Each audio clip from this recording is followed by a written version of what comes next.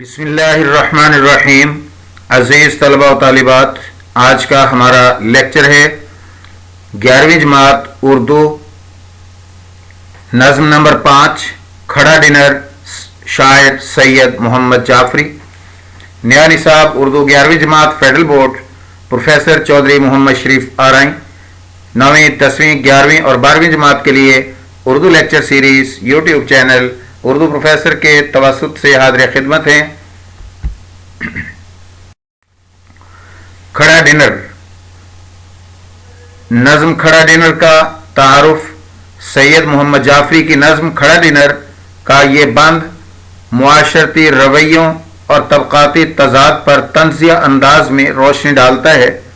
شاعر نے کھڑے ہو کر کھانا کھانے کی ایک ظاہری رسم کو معاشرتی ناانصافی، فخر و تکبر اور طبقاتی تقسیم کے اظہار کے طور پر بیان کیا ہے۔ اس میں جو الفاظ استعمال کیے گئے ہیں ان میں طنز اور تمسخر نمایاں ہے۔ مشکل الفاظ کے معنی: غریب الدیار، پردیسی یعنی وہ لوگ جو اپنے وطن سے دور ہیں۔ شتر بے مہار، بے لگام اونٹ۔ شتر فارسی میں اونٹ کو کہتے ہیں۔ یہاں لاپرواہی اور بے فکری کی علامتی استعمال ہے۔ سوار، اپنے غرور اور فخر میں ڈوبے ہوئے۔ شکم، پیٹ یعنی بھوک کو پورا کرنا۔ فرسٹ ایڈ، ابتدائی طبی امداد، یہاں علامتی طور پر استعمال کیا گیا ہے کہ جیسے بھوک کی عارضی اور سطحی تشفی ہو رہی ہو۔ پہلے بند کا مختصر مفہوم: اس بند کا مفہوم یہ ہے کہ کھڑے ڈنر کی تقریب میں لوگ اپنی سماجی حیثیت کو ظاہر کرنے کے لیے مصنوعی انداز اپناتے ہیں اور شان و شوکت کے ساتھ کھانا کھاتے ہیں۔ یہ سب بے مقصد، مصنوعی اور دکھاوے کی ایک رسم ہے جس میں بھوک مٹانے کے بجائے ریاکاری نمایاں ہے۔ پہلے بند کی تشریح: اس بند میں شاعر ان لوگوں کی حالت بیان کر رہے ہیں جو بظاہر بڑی شان سے کھڑے ہو کر کھانا کھاتے ہیں، جیسے یہ ایک خاص مقام کی علامت ہو۔ شاعر طنزیہ انداز میں کہتا ہے کہ یہ لوگ بے مہار اونٹوں کی طرح بے فکری سے کھانے پر ٹوٹ پڑتے ہیں اور میز پر اپنے غرور کے ساتھ بیٹھے ہیں۔ یہ سب کچھ اس طرح سے کرتے ہیں جیسے یہ کھانا ان کے اوپر کوئی قرض ہو جسے وہ غیر سنجیدہ انداز میں ادا کر رہے ہوں۔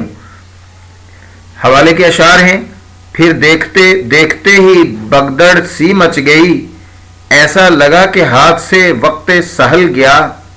میں نے کہا کہ بھائیو موقع تو دیکھیے، کہنے لگے کہ ہٹ پرے موقع محل گیا۔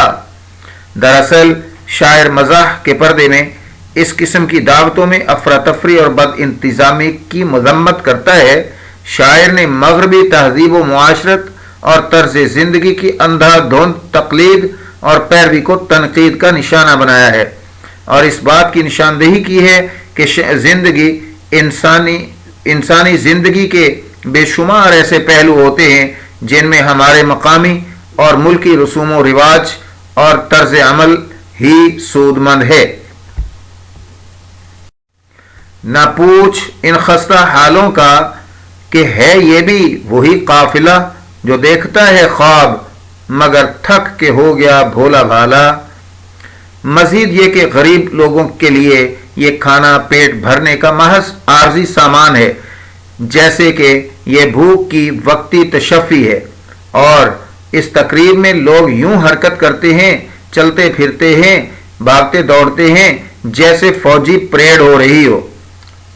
حوالے کا شعر ہے: کہاں ہے سکون اس جہاں میں کہیں، سبھی لوگ بس اس ایک دکھاوے میں ہیں۔ فنی محاسن و صنائع۔ نمبر 1، تشبیہ۔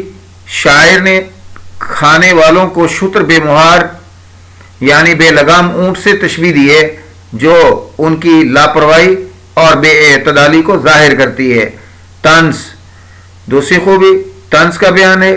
پورے بند میں طنز کی خوبصورت صنعت موجود ہے جس میں شاعر نے معاشرتی دکھاوے اور مصنوعی پن پر طنز کیا ہے۔ استعارہ، ڈنر کے سائے میں فوجی پریڈ ہوتی ہے ایک استعارہ ہے جو لوگوں کی بے ہنگم حرکتوں اور ایک فوجی ترتیب سے تشبیہ دیتا ہے۔ عزیز طلبہ و طالبات، نظم کھڑا ڈنر کا دوسرا بند حاضر خدمت ہے۔ مشکل الفاظ کے معانی، کنارے کا معنی کنارے پر کھڑا ہونا، یہاں اس بات کی علامت ہے کہ لوگ کھانے کے لیے اپنی باری کا انتظار کرتے ہیں۔ سمیٹ لیے، اپنے فائدے کے لیے کھانے کو جمع کر لینا۔ فاتحہ علامتی استعمال ہے جس کا مطلب ہے کہ سب کچھ ختم ہو چکا یا جیسے کھانا میسر نہ ہوا۔ دوسرے بند کا مختصر مفہوم یہ بند ان لوگوں کا ذکر کرتا ہے جو کھانے میں سب کچھ اپنی پلیٹ میں بھر لیتے ہیں اور دوسروں کو کچھ نہیں چھوڑتے، دوسروں کے لیے کچھ نہیں چھوڑتے۔ ان کی بے حسی اور حرص کی وجہ سے پیچھے کھڑے ہوئے لوگ خالی پلیٹ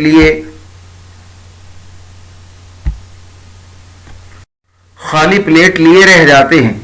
اس صورتحال میں شاعر طنز کرتے ہوئے کہتا ہے کہ اب جب کھانے کی میز خالی ہو گئی ہے تو بس فاتحہ ہی رہ گئی ہے۔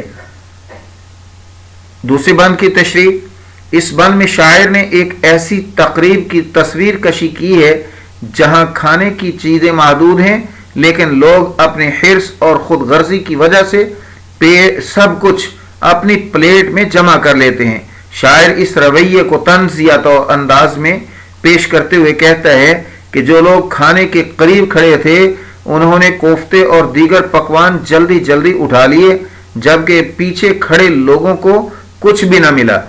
حوالے کا شعر ہے، یہ دنیا بھی میلے کا کھیل، یہ دنیا بھی میلے کا کھیل، دنیا بھی ہے میلے کا کھیل، یہ دنیا بھی ہے میلے کا کھیل، جہاں ہر شخص بس اپنے لیے اٹھاتا ہے کھیل۔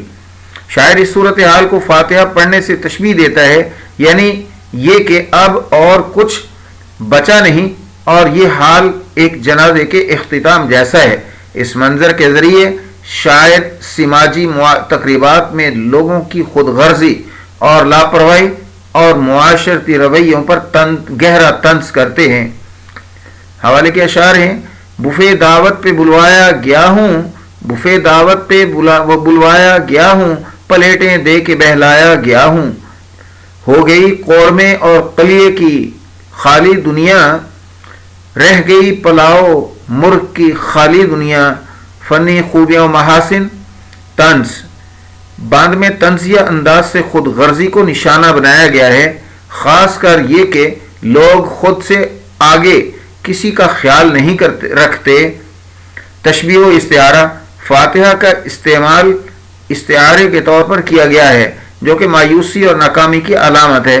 اسی طرح سمیٹ لیے کا استعمال ایک تشبیہ ہے جو خود غرضی کی نشاندہی کرتا ہے۔ رعایت لفظی، فاتحہ کا استعمال معنوی طور پر بہت خاص ہے کیونکہ یہ موت اور اختتام کی طرف اشارہ کرتا ہے۔ صنعت مبالغہ، شاعر نے مبالغہ آرائی سے کام لیا ہے جبکہ کھانے کو حرص سے لینے کا عمل غلو کے ساتھ بیان کیا گیا ہے۔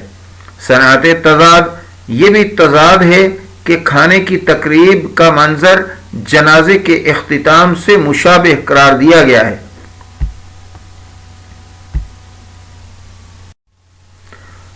Urdu professor YouTube channel Urdu lecture series کے آج کے لیکچر کے ساتھ اردو پروفیسر یوٹیوب چینل سے پروفیسر چودھری محمد شریف آرائی آپ سے اجازت چاہتے ہیں۔